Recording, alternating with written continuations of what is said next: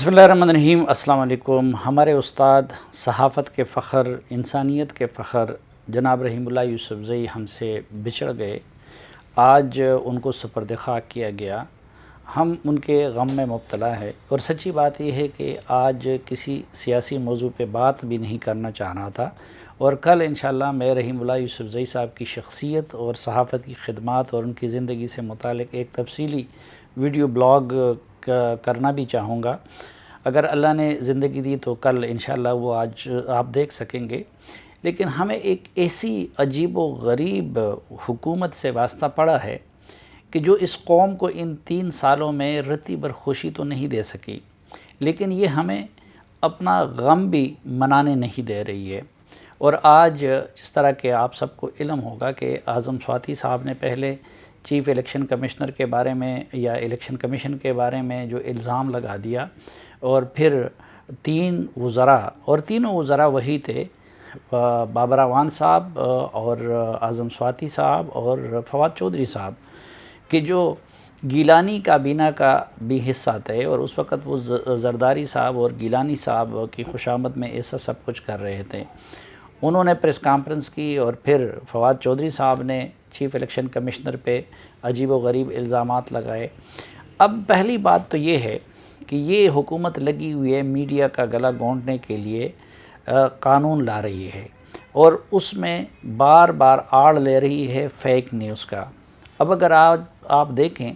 तो आज सबसे बड़ी फ़ेक न्यूज़ वो ख़ुद आज़म स्वाति साहब ने दी है कि बग़ैर किसी सबूत के उन्होंने इलेक्शन कमीशन पे अपोजिशन से पैसे पकड़ने का इल्ज़ाम लगा दिया है।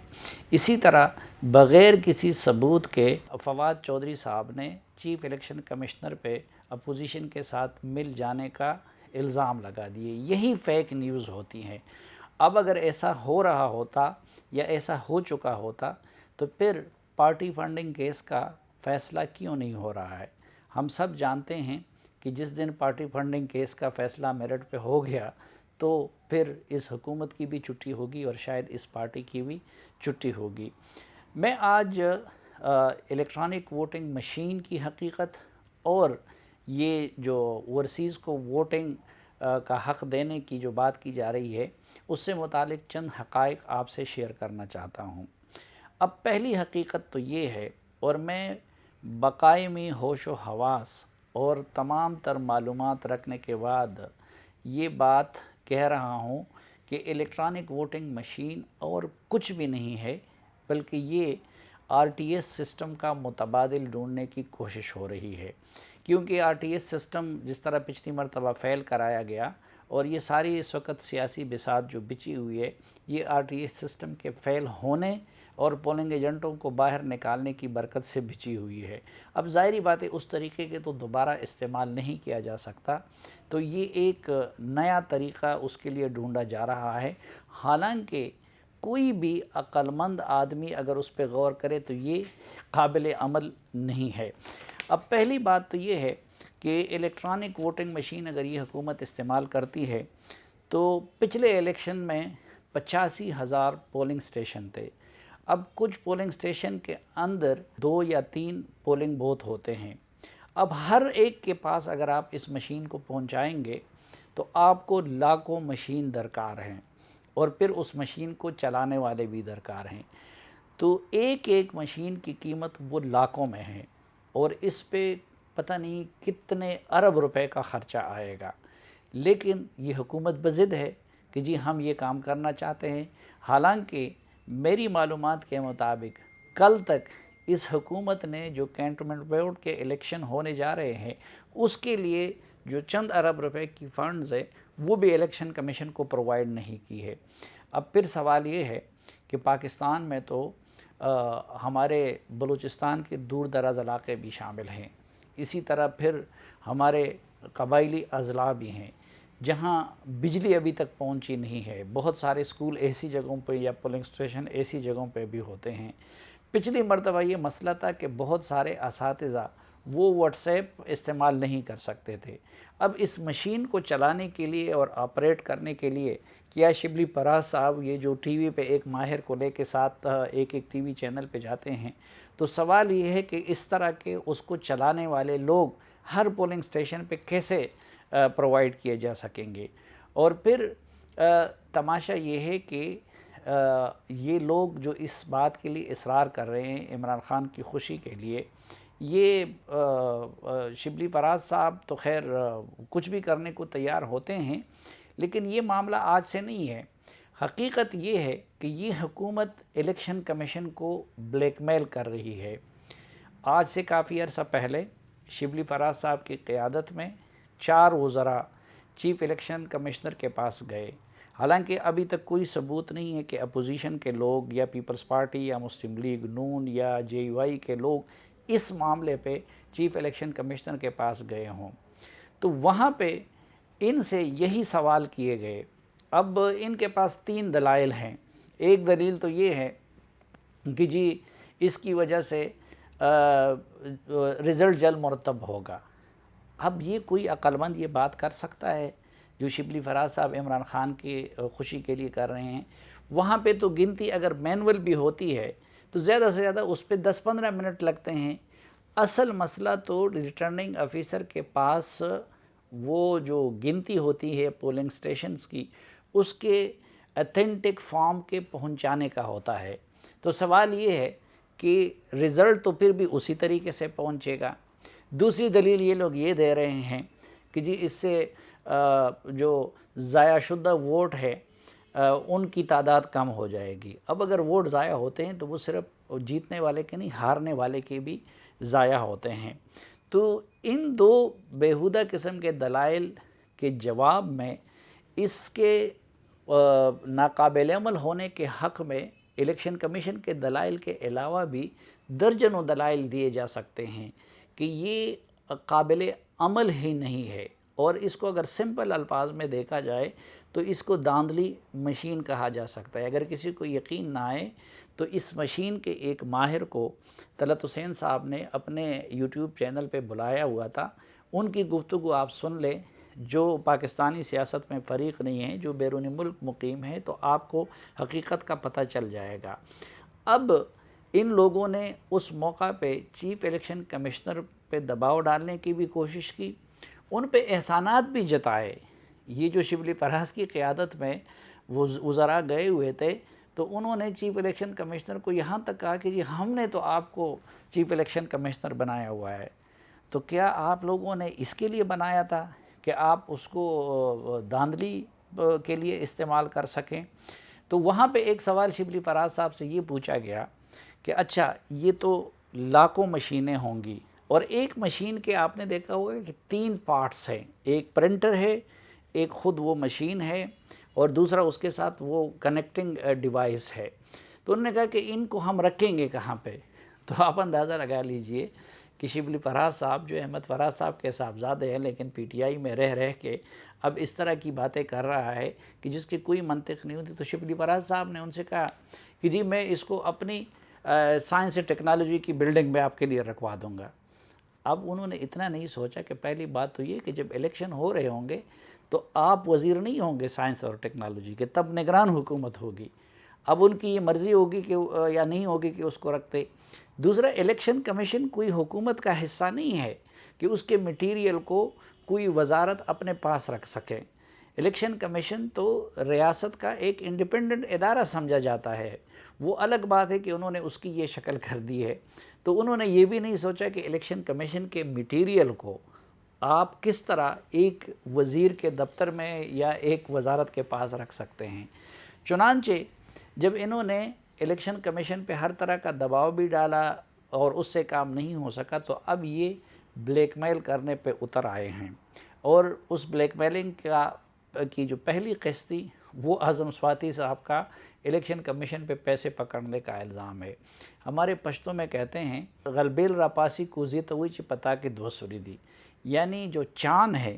جس میں سینکڑوں سوراخ ہوتے ہیں وہ اٹھ کے تانا دیتا ہے کوزے کو یا لوٹے کو کہ آپ کے اندر تو 2 سوراخ ہے۔ اب خود صورتحال یہ ہے کہ جب 2013 سے قبل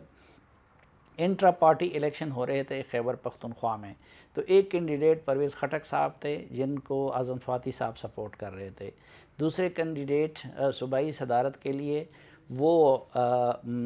اسد قیصر صاحب تھے، اور تیسرے کینڈیڈیٹ مراد سعید صاحب تھے، اور یہ شبلی فراز اور علی امین گنڈاپور یہ لوگ مراد سعید کو سپورٹ کر رہے تھے۔ تو اس وقت انہوں نے یہ الزام لگایا تھا، اور یہ سب کچھ ریکارڈ پہ ہے، کہ اعظم سواتی انٹرا پارٹی الیکشن میں ووٹ خرید رہا تھا، اور پھر ان کے یوتھ نے ان کی گاڑی پہ حملہ بھی کیا تھا، اور وہاں پہ قرآن شریف رکھا ہوا تھا اور لیپ ٹاپ رکھا ہوا تھا، اور جو ان کے پارٹی کے لوگ ہیں وہ ان کو مجبور کر رہا تھا کہ وہ ووٹ لے لیں۔ اور پھر ایک میٹنگ میں مراد سعید نے جو یہاں کے پی ہاؤس میں ہوا تھا، جب اعظم سواتی کو اہم عہدہ دیا جا رہا تھا، تو انہوں نے عمران خان صاحب کے سامنے یہ اعتراض اور اعتراف کیا کہ اعظم سواتی نے تو مجھے خریدنے کی کوشش کی تھی اور مجھے پیسوں کی آفر کی تھی انٹرا پارٹی الیکشن کے دوران۔ اب اس طرح کا بندہ اٹھ کے وہ الیکشن کمشنر پہ یہ الزام لگا رہا ہے اور یہ فیک نیوز دے رہا ہے کہ اس نے پیسے پکڑے ہوئے ہیں، تو اصل حقیقت اس کے سوا اور کچھ نہیں ہے کہ یہ دو چیزیں 2018 کے الیکشن میں یہ لوگ ایک ٹول کے طور پر، دھاندلی کے ٹول کے طور پر استعمال کرنا چاہتے ہیں، ایک الیکٹرانک ووٹنگ مشین اور دوسرا اوورسیز پاکستانیوں کو ووٹ کا حق دے کے۔ اب اس کے لیے جو پروسیس ہے اس میں کمپیوٹر استعمال ہوگا، اس میں ای میل استعمال ہوگا، اس میں ٹیکنالوجی استعمال ہوگی، تو یہ لوگ یہ نہیں سوچتے کہ اوورسیز پاکستانی سب ان کے طرح کے نہیں ہے جو انہوں نے بلا کے وزیر بنائے ہیں، بلکہ زیادہ تر اوورسیز پاکستانی ہمارے گلف میں ہیں، اور ان میں میکسیمم وہی لوگ ہیں کہ جو بیچارے یا ڈرائیور ہوتے ہیں یا اس طرح کی محنت مشقت کرتے ہیں، وہ نہ کمپیوٹر کے استعمال کو جانتے ہیں، نہ ٹیکنالوجی کے استعمال سے واقف ہوتے ہیں، لیکن دراصل اس کو بھی بہت اچھی طریقے سے آر ٹی ایس مشین کی طرح استعمال کیا جا سکتا ہے۔ تو اس لیے یہ اوورسیز کا نام لے کے الیکشن کمیشن کو اور اپوزیشن کو بلیک میل کر رہے ہیں کہ جی ہم تو ان کو ووٹ کا حق دینا چاہتے ہیں، لیکن اپوزیشن مزاحمت کر رہی ہے۔ حقیقت اس کے سوا کچھ نہیں ہے کہ یہ سارا منصوبہ اس لیے بنایا گیا ہے کہ الیکٹرانک ووٹنگ مشین سے وہ کام لیا جائے جو کہ پچھلی مرتبہ آر ٹی ایس سسٹم سے لیا گیا تھا، اور یہ لوگ موجودہ جو چیف الیکشن کمشنر ہے راجہ سکندر سلطان، یہ چاہتے ہیں کہ وہ اسی طرح کا کردار ادا کریں جس طرح کے جسٹس سردار رضا نے ادا کیا تھا، کہ وہ خاموش تماشائی بنے رہیں اور جو کچھ یہ کرنا چاہتے ہیں وہ کرتے رہیں۔ لیکن چونکہ وہ ابھی سردار رضا بننے پہ آمادہ نہیں ہے، تو اس لیے یہ لوگ اب ان کو بلیک میل کرنے پہ اتر آئے ہیں، اور اعظم سواتی صاحب کا بیان بھی اسی کا تسلسل ہے، بابر اعوان صاحب اور فواد چودھری صاحب کی پریس کانفرنس بھی اس چیز کا تسلسل ہے۔ اس لیے پوری اپوزیشن اور پوری قوم اور پوری میڈیا کا فرض بنتا ہے کہ وہ اس معاملے میں الیکشن کمیشن کے ساتھ کھڑے ہو جائیں۔ پہلی بات تو یہ ہے کہ یہ جو ہمیں بار بار پٹی پڑھائی جاتی ہے ریاستی اداروں کے احترام کا، تو الیکشن کمیشن بھی اسی طرح کا ایک ریاستی ادارہ ہے۔ اب پچھلے الیکشن میں جو کچھ ہوا اور اس کے بعد جو کچھ ہوا، تو اس کی وجہ سے الیکشن کمیشن کی کریڈیبلٹی وہ صفر ہو گئی ہے۔ جسٹس سردار رضا نے اور ان کے اس وقت کے سیکٹری نے جو کچھ کیا، پھر پارٹی فنڈنگ کیس کو جس طریقے سے لٹکایا گیا، اس کی وجہ سے الیکشن کمیشن کی کریڈیبلٹی وہ صفر ہو گئی ہے۔ ابھی بھی ہم یہ نہیں کہتے کہ یہ آئیڈیل الیکشن کمیشن ہے یا چیف الیکشن کمشنر جو ہے وہ کوئی بڑے فرشتے ہیں۔ ابھی بھی چیک بھی رکھنا پڑے گا اپوزیشن کو بھی اور میڈیا کو بھی، لیکن میرے خیال میں یہ ایک معاملے میں وہ اگر مزاحمت کر رہے ہیں تو پہلے وہ عقل کا تقاضا ہے، کیونکہ ان کو پتہ ہے اور ہر عقل مند آدمی یہ سمجھتا ہے کہ یہ الیکٹرانک ووٹنگ مشین پاسبل ہی نہیں ہے۔ آپ لاکھوں مشینیں کس طرح بنائیں گے، ان کو چلانے والے کون ہوں گے، ان کو ہر ضلع تک اور دور دراز علاقوں تک پہنچائیں گے کیسے، ان کو رکھیں گے کیسے؟ لیکن پھر بھی حکومت مصر ہے کیونکہ وہ دھاندلی کا ایک ذریعہ ڈھونڈنا چاہتی ہے، اور پھر کہیں گے کہ جی یہ تو مشین ہے اور یہ تو سب کمپیوٹر نے کام کر دیا تھا، جس طرح RTS کے بارے میں یہ تھا، لیکن سب گڑبڑ پھر RTS کے ذریعے ہوئی، اس کو فیل کر دیا گیا۔ تو اب جب اسی طرح یہ لوگ چاہتے ہیں کہ وہ وہی بن جائے، جب وہ نہیں بن رہے تو اب یہ الیکشن کمیشن کو بدنام کرنے اور بلیک میل کرنے پہ اتر آئے ہیں۔ اس لیے آگے جا کے الیکشن کمیشن کیسے بنتا ہے کیسے نہیں بنتا، لیکن میرے خیال میں کم از کم اس معاملے پہ اپوزیشن کو، پوری قوم کو اور میڈیا کو الیکشن کمیشن کا ساتھ دینا چاہیے۔